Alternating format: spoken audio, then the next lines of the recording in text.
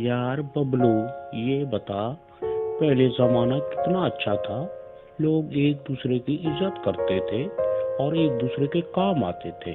और आज जमाना ऐसा आ गया है, कोई किसी की कदर नहीं करता और ना ही कोई किसी की बात मानता है, बल्कि हर बंदा मतलबी है। क्या बात है, ये जमाना कैसा आ गया यार, अफसोस होता है। यार ठीक कहा है कद्दू मेरे भाई, ये जमाना बहुत बुरा है यार।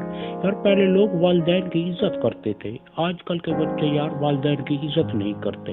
इसका पता है क्या मसला है? वालिदैन का भी बहुत बड़ा कसूर है कि अपने बच्चों की तरबियत नहीं करते। तालीम पे तो तवज्जो देते हैं लेकिन तरबियत नहीं करते और उनको माँ बाप का अदब नहीं सिखाते, और इस तरह की चीजें यार बहुत जो है ना कम मिलती है आजकल।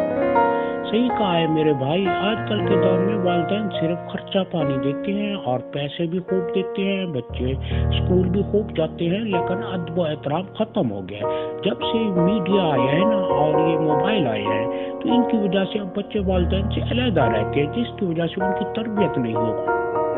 ठीक कहा है यार कद्दू भाई, आपकी बात ठीक है। ऐसे ही है, क्योंकि वालिदैन को चाहिए कि बच्चों को कम मोबाइल दे और अपने पास ज्यादा रखे और उनसे बातचीत करे और स्कूल के बारे में बात करे और उनके दोस्तों के बारे में बात करे, ताकि बच्चों की अच्छी तरबियत हो। आपका क्या? सही कहा है यार मेरे भाई बबलू, बात तो आपने सही कही है। वालिदैन आजकल ऐसा नहीं करते, वालिदैन कहते कि हम तो मसरूफ हैं, बस बच्चे को मोबाइल लेके दो और बच्चा बस इसमें लगा रहेगा। अगर बच्चा रोता भी है तो उसको मोबाइल पकड़ा देते हैं, तो वो फिर बड़ा होकर क्या वालिदैन की इज्जत करेगा और वालिदैन का क्या कहना मानेगा? ये बात आपकी दुरुस्त है कि जब से ये मीडिया आया है सारा काम खराब हो गया।